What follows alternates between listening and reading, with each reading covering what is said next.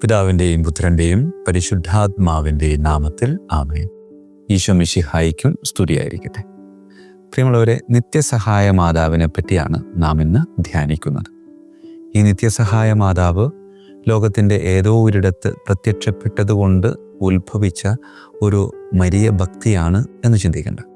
മറിച്ച് ഇതിൻ്റെ ഉത്ഭവം 15-ാം നൂറ്റാണ്ടിൻ്റെ ആരംഭത്തിൽ ഗ്രീസിലെ ക്രീറ്റ് എന്ന സ്ഥലത്ത് ഒരു ചിത്രകാരൻ നിർമ്മിച്ച ബൈസന്റൈൻ ശൈലിയിലുള്ള ഒരു ഐക്കണാണ്.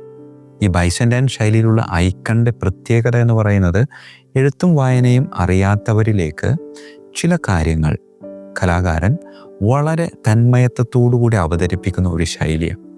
അങ്ങനെ ഈ ഒരു ശൈലിയിൽ നിർമ്മിക്കപ്പെട്ട ഒരു ഐക്കണാണ് പരിശുദ്ധ അമ്മയുടെ നിത്യസഹായ മാതാവ് എന്ന ഒരു ചിത്രം.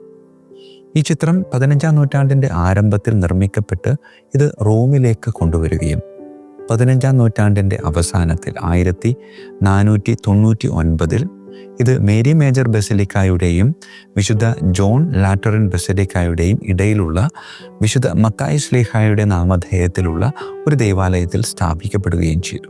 ഒരുപാട് ആളുകൾ ഈ ചിത്രത്തിലേക്ക് ആകൃഷ്ടരാകുകയും അമ്മയോടുള്ള ഭക്തിയും അമ്മ നിത്യ സഹായകയായി ഞങ്ങളുടെ കൂടെ എന്നും ഉണ്ടാകുമെന്നൊരു വലിയ വിശ്വാസം അവിടെ രൂപപ്പെടുകയും ചെയ്തു.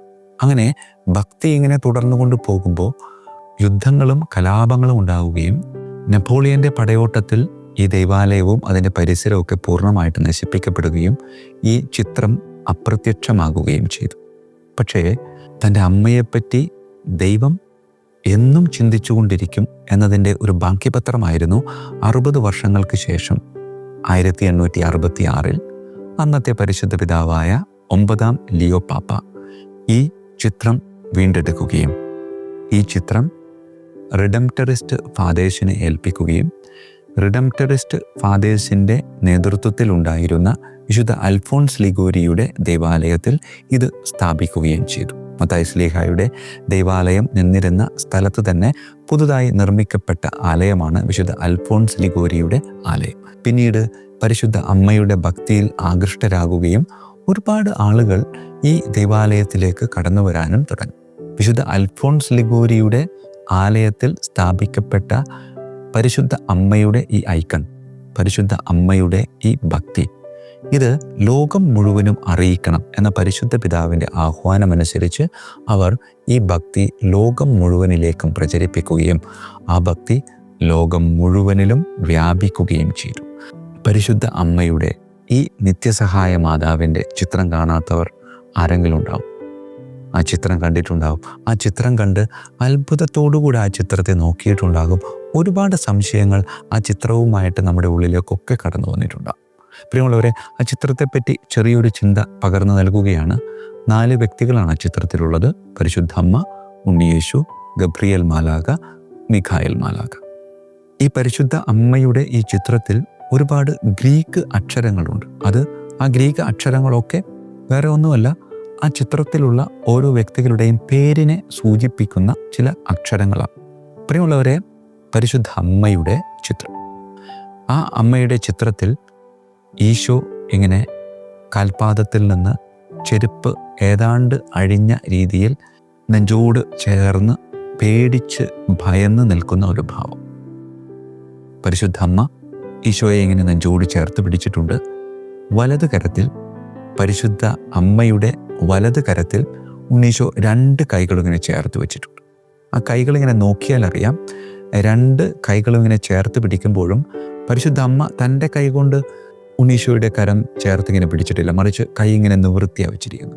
നിവൃത്തി വെച്ചുകൊണ്ട് കാണിക്കുന്ന ഒരു ഭാവം എന്ന് പറയുന്നത്, എല്ലാവരും പരിശുദ്ധ അമ്മയിലേക്ക് നോക്കുമ്പോൾ അമ്മ പറയുന്നു, എന്നിലേക്കല്ല നോക്കേണ്ടത്, എന്നിലേക്കല്ല നിന്റെ ശ്രദ്ധ തിരിയേണ്ടത്, മറിച്ച് എൻ്റെ മകനായ ഈശോയിലേക്കാണ്.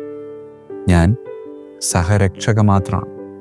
അതുകൊണ്ടാണ് പരിശുദ്ധ അമ്മയുടെ തലയ്ക്ക്, പരിശുദ്ധ അമ്മയുടെ ശിരോവസ്ത്രത്തിൽ 2 നക്ഷത്രങ്ങളുണ്ട്. ഒന്ന് ബത്ലഹേമിൽ ഉദിച്ച നക്ഷത്രത്തിൻ്റെ ഒരു പ്രതീകം, മറ്റൊന്ന് ഒരു കുരിശാകൃതിയിലൊരു നക്ഷത്രമുണ്ട്.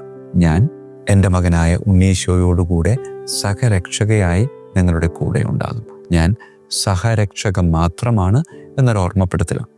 പ്രിയമുള്ളവരെ, ഇരുവശങ്ങളിലുമുള്ള ഗബ്രിയേൽ മാലാഖയും മിഖായേൽ മാലാഖയും അവരുടെ കൈകളിലുള്ള പീഡാസഹനത്തെ സൂചിപ്പിക്കുന്ന ചില കാര്യങ്ങളുണ്ട്. നീർപ്പഞ്ഞി, വിനാഗിരി, കുന്തം, കുരിശ്, ആണികൾ. ഇത് കണ്ടിട്ട് തെല്ലൊരു ഭയത്തോടെ ഓടി അമ്മയുടെ അടുക്കിലേക്ക് വരിക. കാലിൽ നിന്ന് ചെരുപ്പ് താഴേക്ക് പോകുന്നുണ്ട്. അത് ഒരു പ്രതീകാത്മകമാണ്. പരിശുദ്ധ അമ്മയുടെ നെഞ്ചോട് ചേർന്ന് നിൽക്കുന്ന ഉണ്ണീശോയിൽ ദൈവീകതയും മാനുഷികതയും ഉണ്ട് എന്നതിൻ്റെ ഒരു പ്രതീകം. പ്രിയമുള്ളവരെ, ഒരുപാട് അർത്ഥങ്ങളും ഒരുപാട് പ്രതീകങ്ങളും ഒരുപാട് പ്രതീക്ഷകളൊക്കെ നിറഞ്ഞു നിൽക്കുന്ന ഈ ഒരു ചിത്രത്തിലേക്ക് നോക്കുമ്പോൾ സംശയങ്ങളും ആശ്ചര്യങ്ങളും ഒക്കെ ഒരുപാടുണ്ടാകുമെങ്കിലും ഒക്കെ മറന്നു കളയുക ഒറ്റ കാര്യം മാത്രം: ഇതാ എൻ്റെ മകൻ നിങ്ങളെ രക്ഷിക്കാൻ വേണ്ടി എന്നും നിങ്ങളുടെ കൂടെ ഉണ്ടാകും.